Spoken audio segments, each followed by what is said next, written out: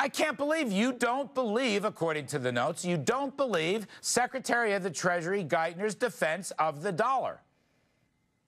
How can I believe it? The Treasury Secretary has no influence over the course of the dollar. No, it's his play. I gotta jump on you right there. Statutorily, in the executive branch, the Treasury Secretary is responsible for the currency, not the Fed.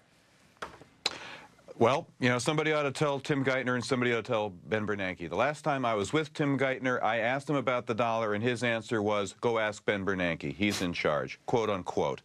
The reality is that the Fed sets interest rates. The reality is that the Fed sets the money supply. Those two things determine the scarcity or abundance of the currency and the attractiveness or unattractiveness of it relative to other currencies. It's as simple as that. Well, okay, and Tim knows it. All right, want a weaker dollar, and in fact, has the weaker dollar been a plus for the stock market, along with gargantuan Fed pump priming expectations? Yeah, I think that's really the key that unlocks all these apparent disagreements among us. It's that the expectation of a gigantic QE2, all the gunboat diplomacy against China, all that has created an expectations environment that has caused the dollar to move down, that's caused gold to move up, has caused stocks to move up. So the Fed all it has to do at the next FOMC meeting is just ratify expectations.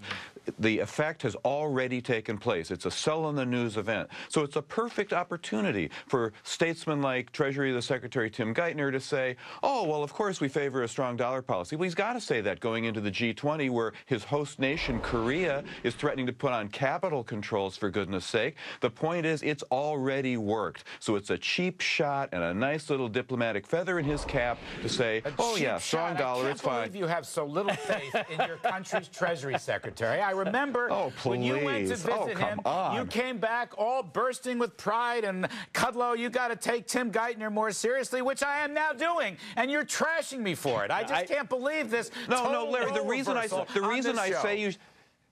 I say you should take him more seriously is because he had the honesty to look me in the eye and he is a nice guy. He's a smart guy. No, he's a serious guy. He's a pragmatist. He's a pragmatist. He's not an ideologue. And he admits, frankly, that this is Ben Bernanke's play. And if that makes him the one and only honest man in Washington, then God bless him. I'm going to give you the last seconds. Are you still buying gold? Yes, I am still buying gold. Are you kidding me? You're asking him that question. And if I'm right about Geithner, defending King Dollar, what's going to happen to gold? I'm not even going to answer that. Don's You're not. Buy Okay, more you're just not right. Don't worry about that. Don's going to average down. I gotcha. Don Luskin, I love you. You're the best. Ron and